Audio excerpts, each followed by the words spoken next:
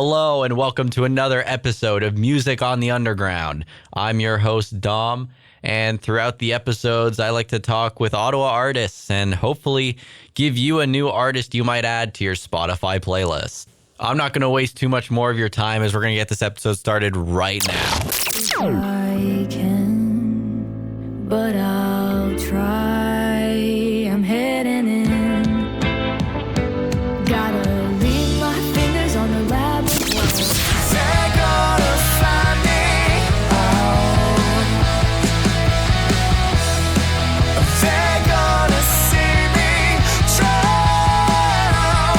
So put your money where your mouth is. All you want, but I won't buy it.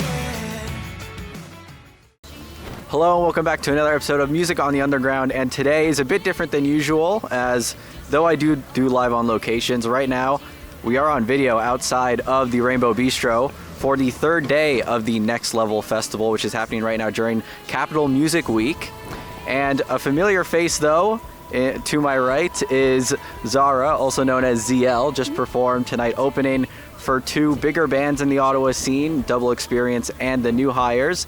Also showcasing her new song, which is Minotaur, which I definitely liked a lot. The people during the show liked it a lot. And hello, Zeelle. Hello, I'm very happy to be here today.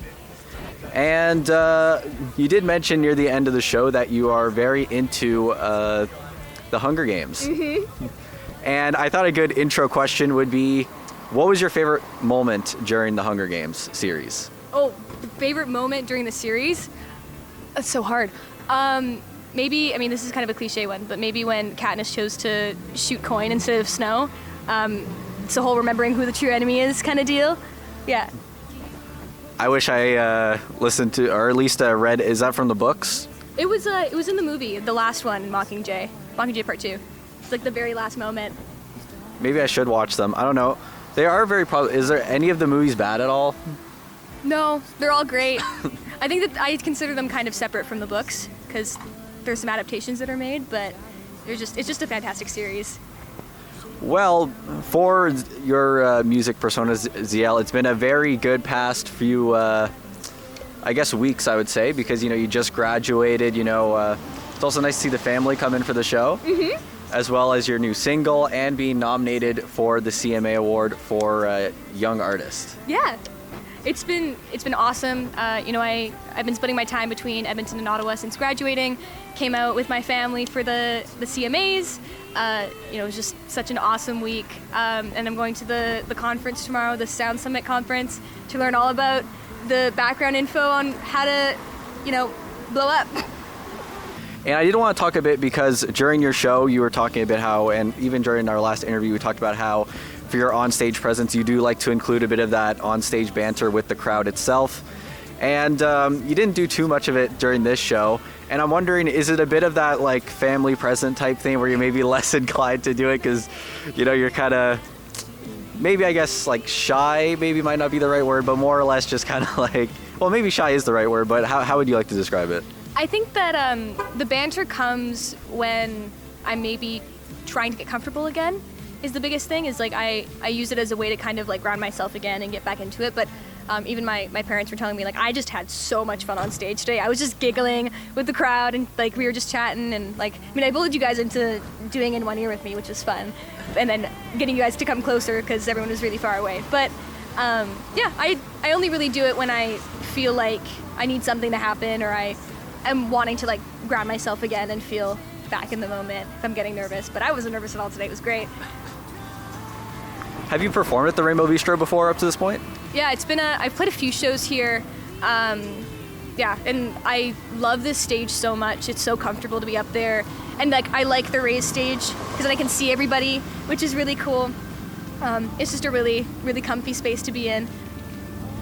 And now that you finished school and now you're most likely going to head back to Edmonton for most of your time and spend time there, what do you think the situation is going to be like for you, especially like starting out really in Ottawa and now you're heading over to a different city now, and like what is the schedule going to be like for all of the fans of Zeelle who want to know maybe what the situation is going to be like? Well, don't worry, I'm still going to be recording with our favorite sound engineer who won Sound Engineer of the Year at the CMAs, Yeah. Kieran Isley. I'll still be recording with him. You'll still get lots of music. I'll still be coming out here probably monthly, maybe bi-monthly, to come play some shows and see you guys and come to open mics and all that stuff. Just because it'll honestly be like I never left. Don't even worry. And the main, I guess, topic of this interview, or what should be of this interview, is the new release Minotaur, which you've played for the first time live tonight. And would you like to talk about it a little bit? Yeah. So I said it on stage today, but the running joke is that Zara can't write love songs because every time I've tried, they've come out either too cheesy or like weird, or just I didn't like them very much. But I really think I cracked it with this one. So this is the first Zeelle love song that's come out, and it's about the Minotaur myth of like this girl kind of walking through being like sacrificed to the Minotaur and saying like, you know what, like I'll appeal to humanity, and like there's a like there in the half man half beast there has to be half man, right? So if I show some compassion, he'll come out of the maze with me. And is this a sign of a possible next EP or next group of songs that might be soon in the future? I know you just released a new one, so getting a bit too forward with that, but you know, whenever there's new music, especially with singles, there's always the, I guess, hint that there might be a larger grouping of songs that might be in the future.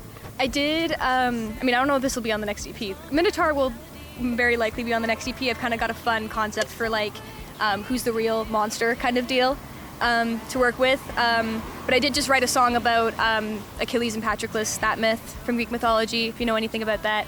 Another love song, this one being a gay love song because it's a gay story. But yeah, I mean, nothing concrete yet. Lots of thoughts, lots of writing. I never sleep, so I'm always working. And I'll be working with Kieran, and we'll get something out eventually. This is going to be a slower release, though. The last one, I think, was a little bit more accelerated. This is going to be a slower kind of rollout. I'll probably do more singles for it. We'll see what happens. And I know a lot of your music is more focused on that, like we said in the last interview, like alt pop kind of genre of music. But are you looking to stay on the? I can't remember if we talked about it a bit on the last interview, but are you looking to stay in that sort of field, or maybe kind of expand on that a little bit, or maybe touch on other genres? Like, what would you say? If you could best describe it, I know like we're not even close to kind of that area of talking about the new music or the future music, but what would you say how you kind of want this next album to be, or next EP? I think that I want it to feel a lot like Medusa and Scarlet Red and Minotaur, in that like driving forward, kind of marching into battle music. But I really had a lot of fun making Conquer, which is more of a dance song. So I might throw a little bit of that element in there. I want to do some more like club vibe stuff because it's really fun. I've been listening to a lot of Julia Wolf lately, and she's got some really cool synth combo with like this weird eerie stuff too, so very inspired by her. But yeah, we're gonna kind of mix it up a little bit more. I like to kind of like learn from what I've just done and then see what I like, because I'm still, learning my sound and figuring out who I am and what I want to make. So yeah, we're just gonna keep going. Just keep doing what we do. All right, well, thank you so much, Zeelle, for coming outside in the rain? In the slight rain that's falling down on us in downtown Ottawa outside of the Rainbow Bistro. But yeah, make sure to go listen to Minotaur. But you know what? You don't have to go check it out because it's going to be up next. And in just a few minutes, I'll be out here with the entirety of the new hires, as they're going to be up next in the Rainbow Bistro. They might be on stage right now.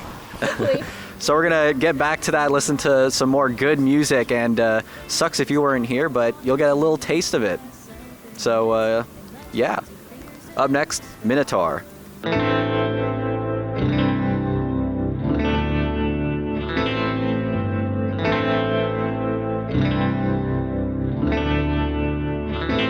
Gotta leave my fingers on the labyrinth walls.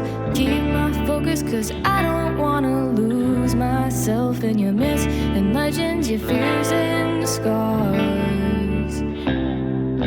Stalking down the pathways, nowhere left to run. Stories speak of an angry beast, but I see through the blood. Shadows round the corner, shivers down my neck. Snarling sounds carried by the wind, but you haven't scared me yet. So I'll leave my fingers on the labyrinth walls. Keep my focus, cause I don't wanna lose myself in your myths and legends, your fears and scars. I'll draw it out, make a map to lead you down. And all the way through, are you comfortable in your prison? The devil that you know. I promise, dear, it's better out here where the air can feel your horns. Who knew you were so pretty when the sunlight hits your face? Call yourself a monster, but your eyes stay human, babe. I don't know if I can, but I'll try. I'm heading in. Gotta leave my fingers on the labyrinth walls. Keep my focus, cause I don't wanna lose myself in your myths and legends, your fears and scars. I'll try it out, make a map to lead you down. And all the way through, all the way through, all the way through, all the way. I don't know if I can, but I'll try. I'm heading in. Gotta leave my fingers on the labyrinth walls. Keep my focus, cause I don't wanna lose myself in your myths and legends, your fears and scars. I'll try it out, make a map to lead you down. And all the way through, all the way through, all the way through, all the way, and all the way through, all the way through. Darling, I'm coming to get you. All the way.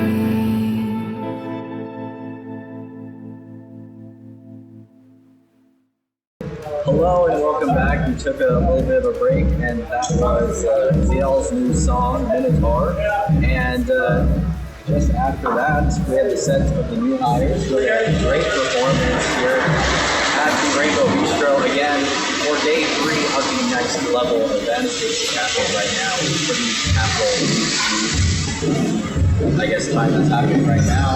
And guess who else was releasing a new single? The new hires just released their new single, Myself on Purpose, which I love it. It's a great job. And you guys are actually one of the first auto bands I started listening to auto bands. And right now with me here is Max and Phil, who are 2 members that we didn't get last time on the podcast. The other 2 who aren't with us right now, along with Jack, are Aiden and Christian, who are, I guess, unpacking their stuff. Yep, packing up some stuff right now. As we have a little bit to talk about. So they've been busy. Obviously, the aforementioned new song, which is Something Lies. But you know what? Let's talk about that now. If you guys want to explain the song, what this could mean for future music, which is looking to talk about you guys. As when there's a single, there's always more music to come out. Yeah. Well, me, myself, and lies is just social anxieties, just general pressures when you feel being watched or when you're going out to social events. It's just about wanting to connect with people. I think it's something that everybody can relate to. I know I've been in that position. It's just a genuine story. It's themed around a house party. It's about 2 people with big things. It's all just that theme. Yeah, I I mean, it started out as the intro riff and like everything we do, just keep hammering at it. Everybody has their own like additions to it, and yeah, I feel like the message just kind of came naturally. So too, and yeah, I think it's a good representation of what's big and coming. So is that what you're hoping for the next EP, or if we're really ambitious album or whatever's looking to come next, is that what you guys are hoping to be kind of the basis for what the next bit of music is going to be, more or less about? Yeah, I would say generally in theme and generally in the sound. I think that kind of last few groups of singles we've grouped them into different sonic kind of vibes, and now this is like a new chapter for us. Just exploring similar themes, different environments, but also sonically. I think this is our best work yet, and so good kickoff for the rest of the EP or album, whatever it may be. However it goes.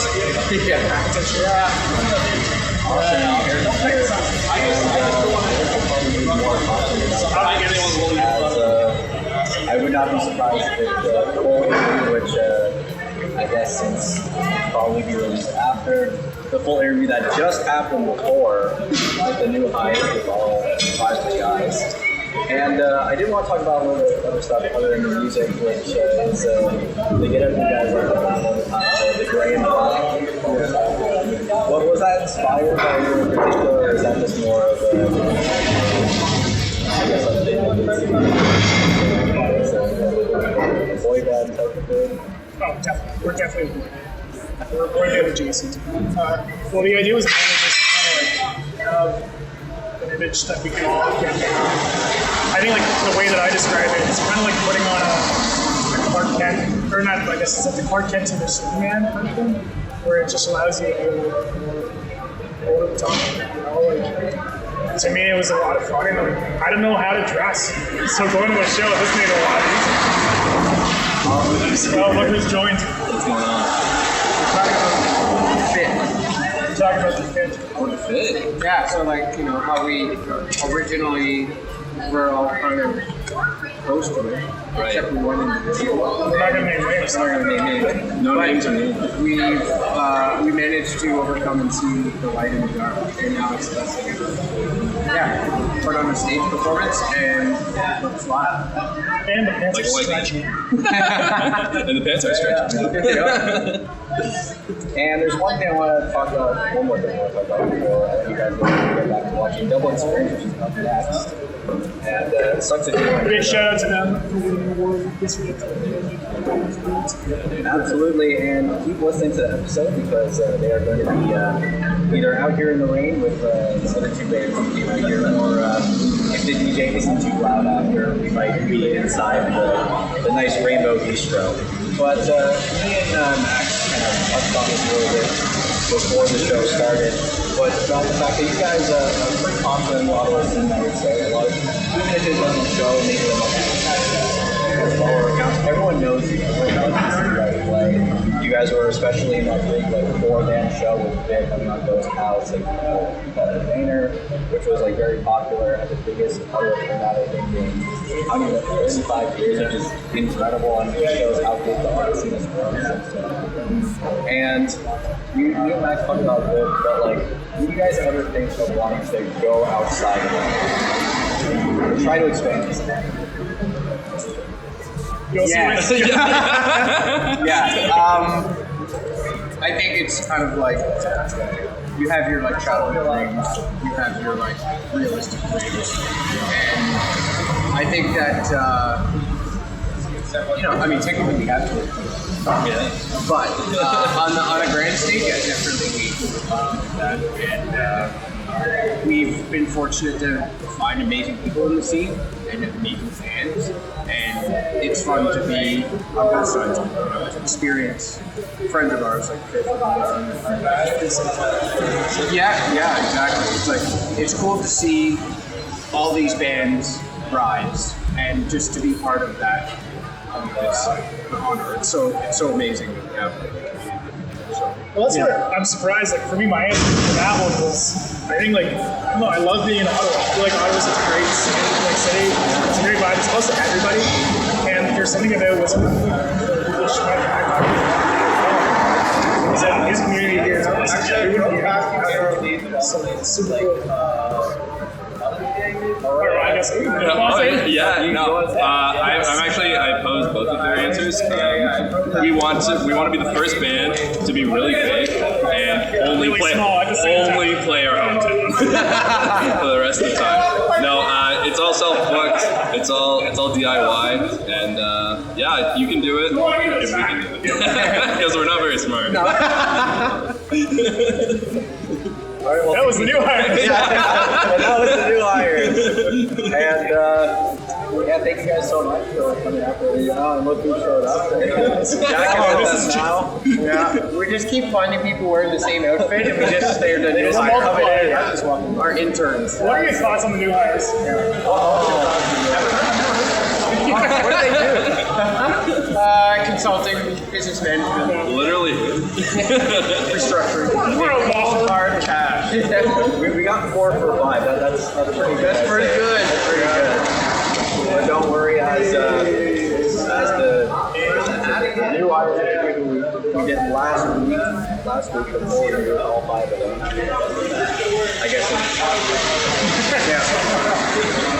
But thank you so much, guys, for coming outside into the coffee. I had to go make sure that the camera was turned off. But it's on, so we got this recording done. And I think that some people might not know Michelle, up next, Meet Myself and Lies by the new hires, and make sure to stay on the episode as up next, out of the year winners for the CMAs is Double Experience, but here is the new hires again, Meet Myself and Lies.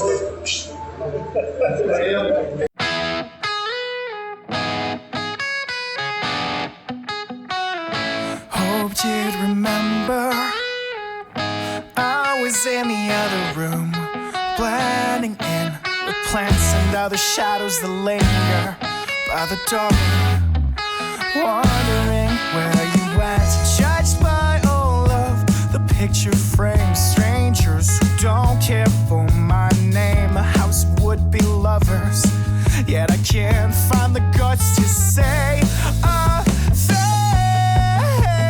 Ain't this amusing? Talking to the walls, they're gonna find me out. They're gonna see me drown, and it feels like I'm just losing myself, biting my tongue not to talk out of time, wasting nights with me, myself, and lies. Can't sink much deeper into this couch, this room. The weight of glazed ice looming through hazy lights. The butterflies spill out of my stomach and ruin my clothes, my hair, all the facades alike. To wear another house feeling stranger, and I can't find the right words to say. Face, ain't this amusing? Talking to the walls, they're gonna find me out. They're gonna see me drown, and it feels like I'm just losing myself, biting my tongue not to talk out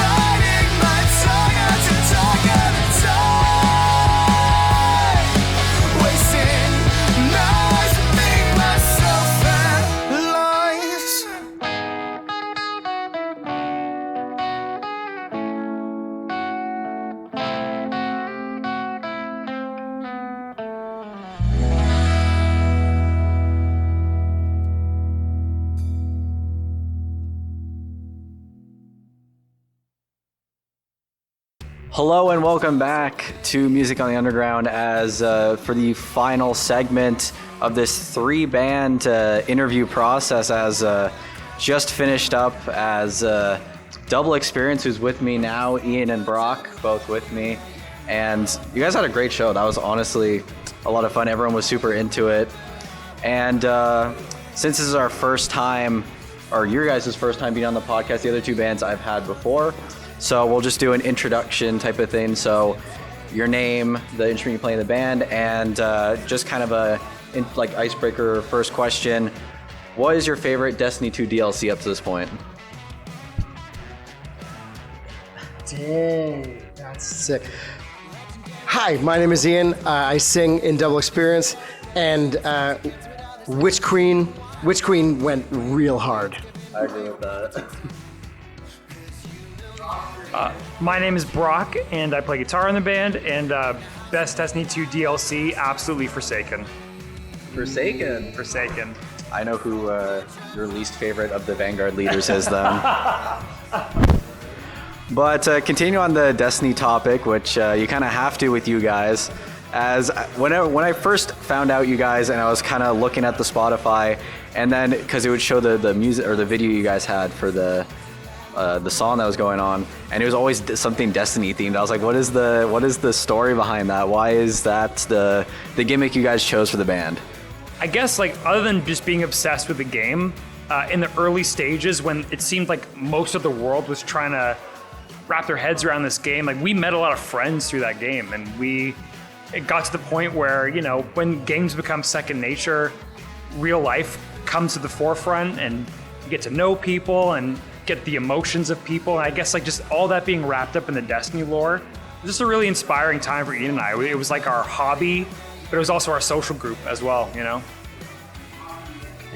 Yeah, we would basically be on tour, and we'd be like, oh man, could you imagine if Zeelle did this? Or could you imagine if this happened with Cade? And so we'd literally just hotbox our car with lore discussions essentially, and that sort of led to the inspiration, I guess, to write one Destiny song.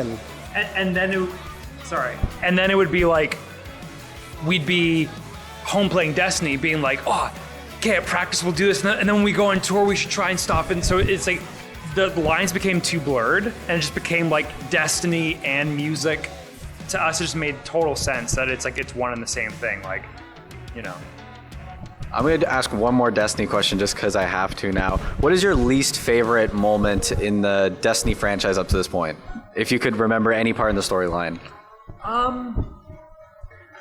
That is a good question, because there's been a lot of divisive moments for sure in the franchise. When they took away Sparrow League racing, that was so this is even before Destiny 2, this is Destiny 1. When they took that from us, I felt Years of Triumph was a high, and then Destiny 2 was a total reset for sure. So that kind of period was it was a big transition for me. Although I liked the DLC, for me it's Prison of Elders. Prison of Elders changed the landscape. Brock and I, we would raid every week. On reset day, we had an amazing raid team. And then when Prison of Elders came out, you went from 6 raiders to 3. And so it split our raid team, and our raid team never recovered. And so as much as I enjoyed the storylines behind that DLC, the Prison of Elders activity itself killed raiding for Brock and I, and we have never, ever recovered. Really? For me, it was the complete opposite. Prison of Elders was this awesome thing that me and my friends, and I think that was more because we didn't really have a full raid team, I guess. Sure. So it's a different case scenario, right? So, but yeah, that's awesome though. That's a really cool gimmick though. Destiny 2, it's a really interesting one, and I do like that whole thing with wanting to connect Destiny with kind of how you want to play your songs in the more meaningful sense of it. And that leads us on to the music, and in that case, your new release, which of course, Expensive Taste. Yeah. Which I love the release. I thought it was really good. Thank you. And a bit earlier than the other 2 releases that we saw tonight from the new hires in Zeelle, both releasing some new songs tonight. But Still a new song for you guys, the same. Is this the first show you guys played it live? We played it a little bit. I mean, it's one of the, like, we're a band that loves to debut new material, like road test stuff. So Expensive Taste has been like sneaking into set lists here and there. That's always great fun for our band because we're pretty like honest in we're looking for data, we're scientists and all of this.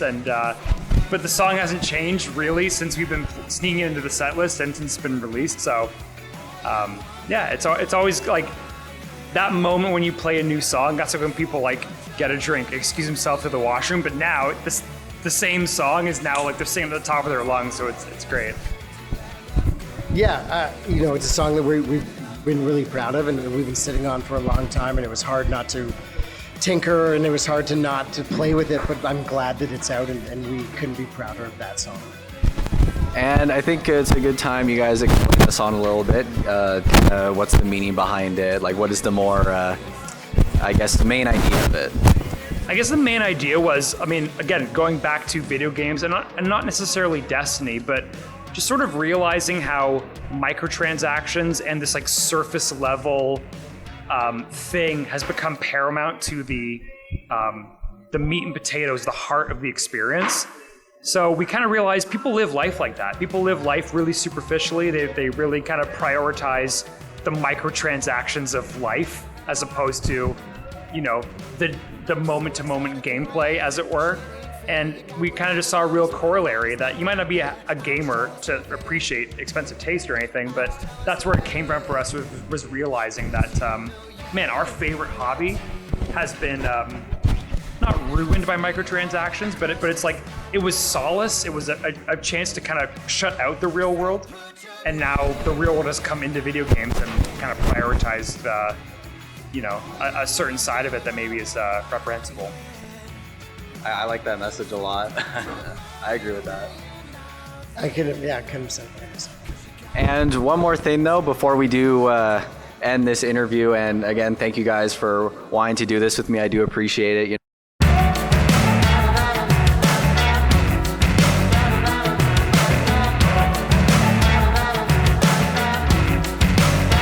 So exotic and rare, shit ain't fair. You got what everybody's wanting, honest, not compare. I was jealous of it. Cause you'd be royalty. In a house made out of glass, just not with me. So put your money where your mouth is. All you want, but I won't buy it. So put your money where your mouth is. Cause you got expensive taste. But you let love go to waste. You let love go to waste.